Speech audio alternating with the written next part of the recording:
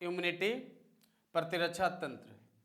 प्रतिरक्षा तंत्र किस तरह से काम कर रहा है हमारे शरीर में? हम अपने शरीर को ध्यान नहीं दे पाते। जहां पाएंगे वहां विश्राम, जो पाएंगे वो खाएंगे, जैसे होगा वैसे चल पाएंगे। इन सभी जगह पर समस्या है। वो कैसी समस्या है?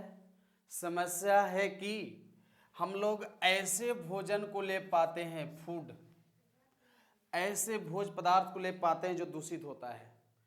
अब दूषित पदार्थ में फूड है, फूड ही नहीं है, इसके अलावे आपको केमिकल, बहुत सारे ऐसे स्थिति आ जाती है जिसमें रासायनिक पदार्थों का भी प्रभाव शरीर पर पड़ता है। तो भोजन, रासायनिक पदार्थ जो केमिकल सब्सटेंसेस होंगे, इसके अलावे फूलों पर देखे है ना, फूल निकलता है तो पेड़ों में फल लगता है, तो फल लगने का कारण फूल होता है। फूल ना हो तो फल नहीं लगेगा।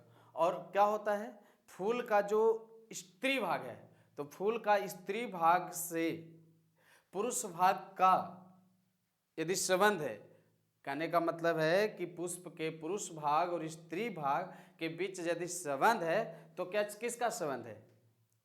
पराग कणों का, छोटा कण जो पहुंचता है एक दूसरे के पास, तो उसका नाम है पोलेन, जो फूलों में देखा जाएगा, पोलेन। इसके अलावे क्या होता है, आप जिस कंटेनर में, जिस बर्तन से भोजन करते हैं, वो बर्तन को कहाँ रखते हैं? बर्तन को कहाँ रखते हैं? जवाब दीजिएगा कि बेसिन में रखते हैं। लेकिन बेसिन में ध्यान दीजिए कि बेसिन में रख कर छोड़ते कितना देर हैं? घंटे, 2 घंटे, कभी कभी 2 दिन। बाराती आ रहेगा तो नलियों पर डाल के छोड़ दीजिएगा। क्या होगा? समस्या होगी। कैसे होगी? क्योंकि माइक्रोब्स आ जाएंगे, सूक्ष्म जीव आ जाएंगे, माइक्रोब्स आ जाएंगे, माइक्रोब्स। तो दूषित भोजन करने से, रसायनों के प्रभाव पड़ने से कुछ फूलों में परागकण होते हैं। इसके अलावा रहने दीजिए ना, खोल दीजिए उसको, रहने दीजिए। और इसके अलावे यहाँ पर माइक्रोब्स होते हैं जो सूक्ष्म कण होते हैं, आपके शरीर में इंटर कर जाता है। अब आपके शरीर में इंटर कर जाता है, तो शरीर में इंटर कर जाता है तो क्या करेगा? दूषित भोजन आपको लाभ पहुंचाएगा? हानि ही पहुंचाएगा। और इसके अलावे तुम्हें जो सूक्ष्म जीव है वो लाभ पहुंचाने वाला है? हानि ही पहुंचाएगा। तो शरीर में इन सभी कारकों को आ जाने से शरीर बीमार पड़ जाती है। और ऐसे कारकों के खिलाफ में यदि हमारे शरीर का कोई पोर्शन काम कर रहा है, सामने आ जाइए बाबू, यहाँ पे बैठो, आइए इधर, अंदर। अब इसमें क्या है कि जो सूक्ष्म कण हैं, दूषित भोजन है, ये सारे के सारे हमारे शरीर में जाने के बाद समस्या पैदा कर देता है। लेकिन फिर भी हमारे शरीर में समस्या नहीं पैदा हो रहा है, तो इसका वजह क्या है? प्रतिरक्षा तंत्र। तो प्रतिरक्षा तंत्र क्या है? बाहरी कारक जो हमारे शरीर को बीमार कर देता है, उस बीमार करने वाले कारकों के खिलाफ यदि हमारे शरीर में कोई तंत्र काम कर रहा है, तो वैसे तंत्र को क्या कहते हैं? इम्यूनिटी कहते हैं, प्रतिरक्षा तंत्र कहते हैं। समझ जाइए कि यही है इम्यूनिटी, प्रतिरक्षा तंत्र। इसी का नाम हो गया प्रतिरक्षा तंत्र। क्लियर हो गई? अब यहां पर दिमाग में आ रही होगी बातें कि जो प्रतिरक्षा तंत्र है, इसको लेखक ने साबित कर दिए हैं कि हमारे शरीर में ऐसे प्रतिरक्षा तंत्र को यदि अध्ययन किया जा रहा है, study of immunity, study of immunity क्या is called, study of immunity is called immunology. Immunology कहलाएगा। हिंदी में इसे प्रतिरक्षा विज्ञान कह दीजिएगा। प्रतिरक्षा विज्ञान क्या नाम हो गया? प्रतिरक्षा विज्ञान।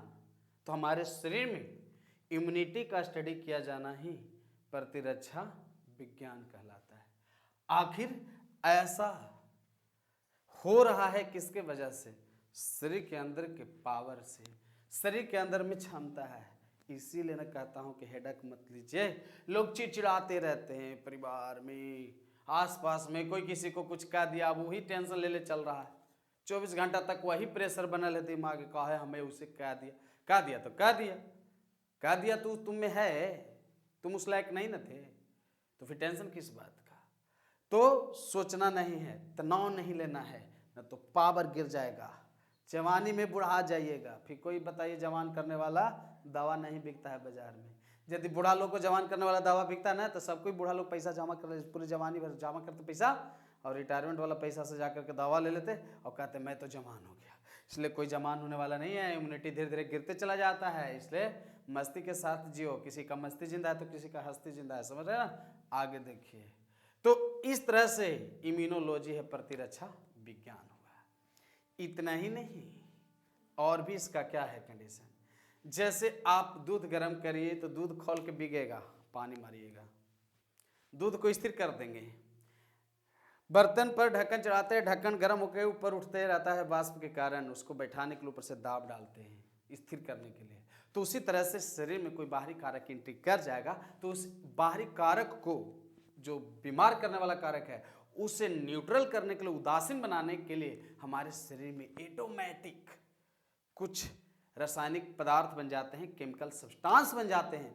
ऐसे केमिकल पदार्थ जो हमारे शरीर में कुछ रासायनिक पदार्थ बनने लगता है बाहरी कारकों से लड़ने के खिलाफ, वैसे बाहरी कारक को जो उसके खिलाफ हमारे शरीर में रासायनिक पदार्थ बन रहा है, तो बनने वाले ऐसे रासायनिक पदार्थ को एंटीबॉडी कहते हैं। पता होगा एंटीबॉडी। कोरोना काल में एंटीबॉडी की कितना जरूरत थी पता है? कोविड-19 में यही एंटीबॉडी है, प्रतिरक्षी से कहते हैं। आपके ब्लड में भी एंटीबॉडी है। एंटीबॉडी की उपस्थिति अनुपस्थिति पर ही ब्लड का 4 वर्ग हैं, और हमारे शरीर में बाहरी कारकों से लड़ने का कोई पावर रखता है तो उसका नाम एंटीबॉडी है। क्या नाम है? एंटीबॉडी। याद रखना है, एंटीबॉडी यही एंटीबॉडी है जो बाहरी दुश्मनों से लड़ता है। दुश्मन कौन? बीमारी पैदा करने वाला एंटीजन, जो बीमार कर देगा शरीर को, उसके खिलाफ कोई काम करता है तो उसका नाम एंटीबॉडी है। और इतने नहीं, अब एंटीबॉडी जब तैयार हो जाता है तो हमारे शरीर में जो इम्यूनिटी है, प्रतिरक्षा तंत्र है, वो 2 प्रकार से काम करना शुरू करता है। कहता है कि टेंशन मत लेने के लिए बोलिएगा इंसान को, क्योंकि मैं हूं जो 2 तरह से काम करके इंसान को ठीक करूंगा। पहला बताता है इनेट इम्यूनिटी। ये देखिए, पहला है इनेट इम्यूनिटी। दूसरा भी जानने का मन कर रहा होगा, दूसरा भी बताता हूं, टेंशन नहीं लेना है। इनेट इम्यूनिटी ये क्या होता है? अंतर्जात असंक्राम में आता है। यानी अंतर्जात है, वो क्या कहता है सोच बता रहा हूं। इनेट में क्या होता है? शरीर में जो इम्यूनिटी है ना, यदि कोई बाहरी कारक आता है तो उसको झटाक, यानी देर भी नहीं करता, उसे फट से उसको पहचान लेता है। तो शरीर में जो कोई बाहरी कारक जब आता है तो उस बाहरी कारक को आने से पहले बाहर ही उसको रोक देता है। आपका शरीर का त्वचा है, मांसपेशियां हैं, त्वचा पर कोई बाहरी कारक आएगा ना तो त्वचे पर उसको रोक लिया जाएगा। कहने का मतलब है कि जब आपके हॉल तक कोई आ जाए तो प्रहार कर देगा, और आपके हॉल से बाहर ही गेट पर जिसको रोक लिया जाए, जिसको गेटमैन रोक देगा, तो बाहरी कारक तो अंदर आया नहीं। तो बाहरी कारक ना आएगा तो बताइए भगदड़ होगी कैसे? तो जिसको गेट पर ही रोक लिया जाए। इनेट इम्यूनिटी में क्या होता है? शरीर के अंदर में प्रवेश करने से पहले ही इम्यूनिटी जो हमारा शरीर का है उसको बाहर ही उसको नष्ट कर देता है।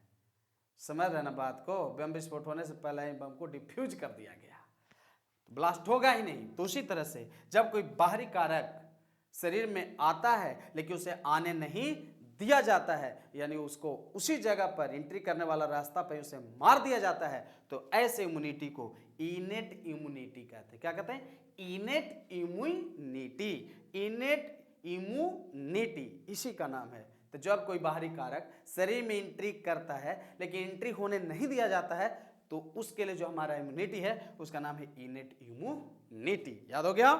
दूसरा है एक्वायर्ड।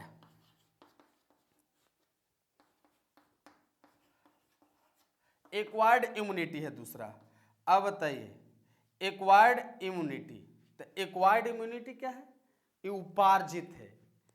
ये कहता है कि हम ही है ना, यदि किसी तरह बच करके, किसी तरह से बच करके हॉल तक यदि आ भी गया, किसी कारण से बचकर हॉल में एंट्री कर भी गया, घबराइए नहीं, बचाने वाला है कौन? एक्वायर्ड। तो एक्वायर्ड क्या होता है? जो बाहरी कारक हमारे शरीर के अंदर में एंट्री कर भी गया, यदि बाहरी कारक शरीर के अंदर में एंट्री कर भी गया तो उसको आसानी से पहचान लेता है, और पहचान करके आप बताइए आपके घर में कोई दुश्मन आ जाए, उसको पहचान लो कि दुश्मनी कर रहा है, क्या करोगे? पहला काम बताओ, क्या करोगे? उसको उपाय है तो पहले तो उसको मारना ही चाहेंगे। तो उसी तरह से हमारे शरीर में कुछ ऐसी इम्यूनिटी पावर है जो बाहरी कारक यदि एंट्री कर भी गया तो उससे छोड़ा नहीं जाता है, उसे मार दिया जाता है।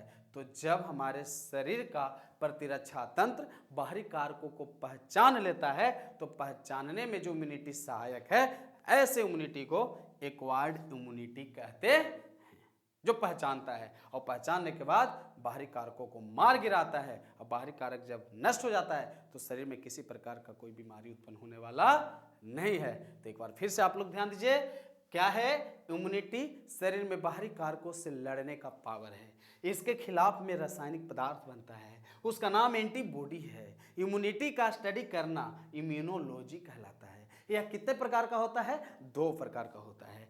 एक है जो बाहरी कारक को आने नहीं देता है, और दूसरा है जो आ भी गया तो उसे पहचान लेता है। तो वीडियो अच्छा लगा हो तो शेयर कीजिएगा, लाइक कीजिएगा, कमेंट कीजिएगा। तब तक का इतना ही, धन्यवाद।